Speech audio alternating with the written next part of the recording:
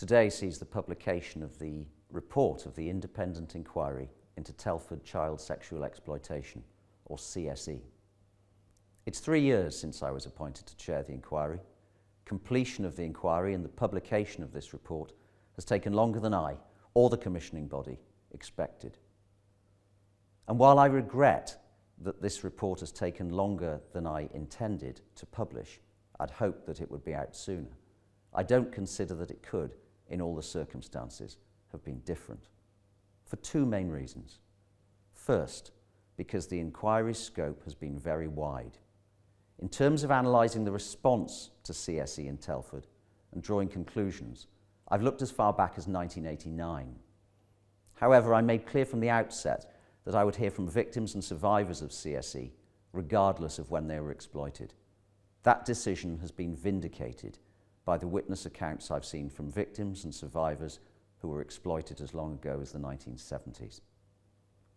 Second, we've received a greater volume of documents than we expected, and we've had to review large quantities of material to identify and analyse what's relevant. The inquiry's received in total over 1.25 million pages of material. Additionally, we've taken and considered evidence from 170 witnesses, on some occasions seeing witnesses more than once, during a time when the COVID pandemic has made meetings much more difficult. The pandemic, of course, also impacted the speed at which disclosure has been provided by key organisations, many of whom have been at the forefront of the local COVID response. Furthermore, we've continued to receive acutely relevant material from key stakeholders, particularly Telford and Wrekin Council, even during the last few months. The overwhelming theme of the evidence has been the appalling suffering of generations of children caused by the utter cruelty of those who committed child sexual exploitation. Victims and survivors repeatedly told the inquiry how, when they were children, adult men worked to gain their trust before ruthlessly betraying that trust, treating them as sexual objects or commodities. Countless children were sexually assaulted and raped. They were deliberately humiliated and degraded. They were shared and trafficked. They were subjected to violence and their families were threatened. They lived in fear. Their lives were forever changed. They've asked over the years, how was this allowed to happen? In brief, I've found the following. More than 1,000 Telford children were exploited over decades. Obvious child sexual exploitation was ignored. Information was not properly shared between agencies. Key agencies dismissed child exploitation as child prostitution. Key agencies blamed children, not perpetrators, for exploitation. Exploitation was not investigated because of nervousness about race. Teachers and youth workers were discouraged from reporting child sexual exploitation, and as a result, offenders were emboldened and exploitation continued for years without a concerted response. The CSE response, when it came from committed individuals, not from top-down directives. And even after Operation Chalice, the Telford CSE prosecutions, West Mercia Police and the Council scaled down their specialist CSE teams to virtual zero in order to save money. The purpose of this inquiry is to give voice to the victims and survivors, to try and provide them with answers, and to identify learning points for key stakeholders in the future. Giving some more detail to the headlines I've set out, my report will show. First, for decades, CSE thrived in Telford, unchecked.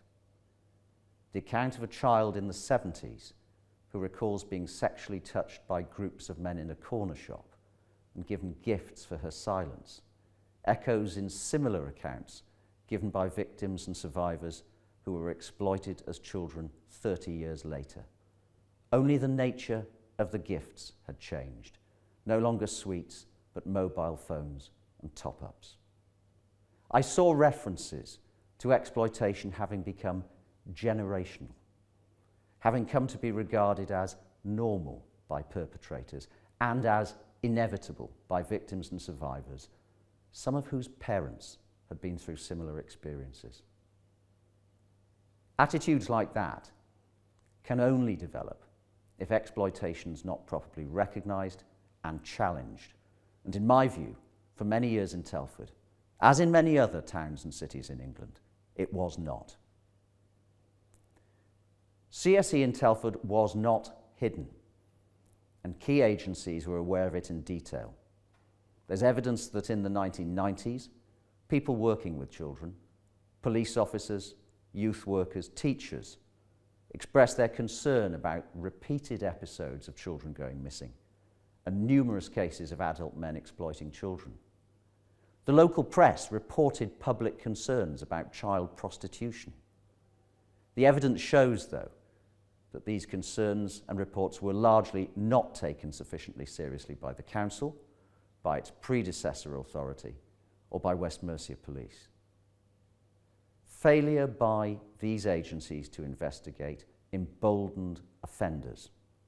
Failure to safeguard children properly put children at risk.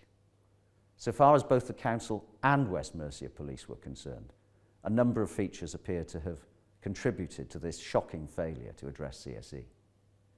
A focus on abuse within the family at the expense of extrafamilial exploitation. Overcaution about acting in the absence of, quote, hard evidence, that is a formal complaint from a child about exploitation. And a nervousness that investigating concerns against Southern Asian men in particular would inflame racial tensions. In those cases where there was an official response, the response was often unhelpful and the approach misguided. Throughout the early 1990s and 2000s, exploited children were seen by professionals within safeguarding and within West Mercia Police as having made unwise, quote, lifestyle choices.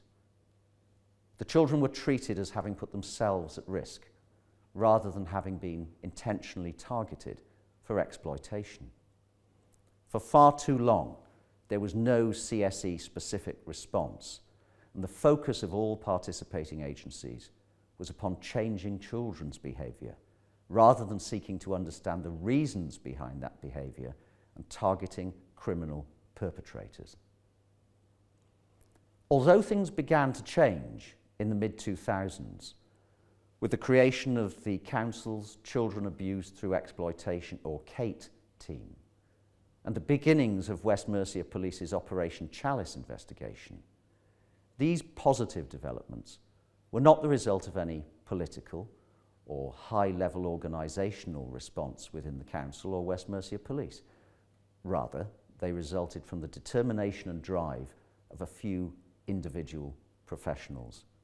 These were small teams, inadequately funded, and while they cooperated extensively with each other, for years there was no real integration between the CATE team and the Council's safeguarding operation. This was in no real sense an overarching multi-agency response. Following the conclusion of the Chalice trials, the Council and the police were slow to recognise the importance of the retention of a properly funded CSE response. Indeed, by 2015, both the Council and police provision for CSE had in some ways gone back almost a decade. It was, as it had been in 2006, ground-level officers and practitioners who were keeping the CSE-specific response alive. It's proper that I record that there were very useful developments in 2015-16 in both the Council and West Mercia Police responses.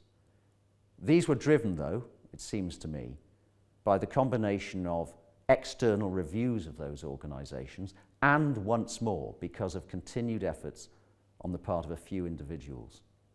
The Council made the CATE team a properly established and funded part of its safeguarding response, and West Mercia Police formed a specialist CSE team, crucially with analytical capability. And there have followed a number of increasingly positive reports and reviews of both the council's and the police's CSE provision.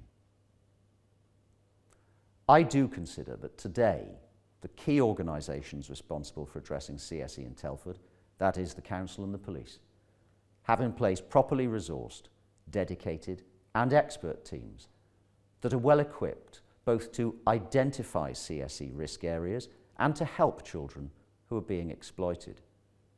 But in my judgment, key organisations should reflect upon why it took them so long to react when the lives of children, and consequently, of course, the lives of the adults they would become, were being blighted by exploitation. The inquiry's terms of reference require me to consider the extent of CSE within Telford, to make some assessment of how many children were exploited over the period of my terms of reference, that is, since 1989. As I've said, I'm satisfied on the evidence that CSE has existed in Telford for decades. The town's history of child sexual exploitation became the focus of national press attention in 2016, when journalists of the Mirror Group, notably Geraldine McKelvey, spent months working with victims and survivors of CSE. And in 2018, as a result of this work, the Sunday Mirror suggested that, quote, up to 1,000 girls may have been subjected to sexual exploitation in Telford over 4 decades. The extent to which that estimate was accurate has been the subject of debate in Telford. For my part, I've considered a great deal of material in the course of this inquiry in an effort to make my own assessment of the prevalence of CSE over the years. I include the witness evidence and a great deal of data from a number of sources. And I've come to the conclusion that the Sunday Mirror's estimate is an entirely measured, reasonable and non-sensational assessment. Inquiries like this, at their best, drive change, but they can only do so if the organisations and agencies that are subject to criticism accept the spirit in which those comments are made and review the findings I've made in a way that's reflective and self-critical. Neither reflexive denial, deflection of blame, or excessively optimistic statements would be a useful response. I consider it would be most helpful if key stakeholders commit to accepting the recommendations that I've made throughout my report, which are all designed to ensure that the progress which has been made is assured for current and future generations of Telford's children. My terms of reference require me to review stakeholders' progress against recommendations in 2 years' time, and I intend to publish that review. And it's important, therefore, that those stakeholders accept that they will be held accountable to the victims, survivors, and public at large for their response to my recommendations. Fundamentally, I consider the best defence against repetition of the failures of the past is for the wider public to understand the awful nature of CSE, to be vigilant in seeking to expose it.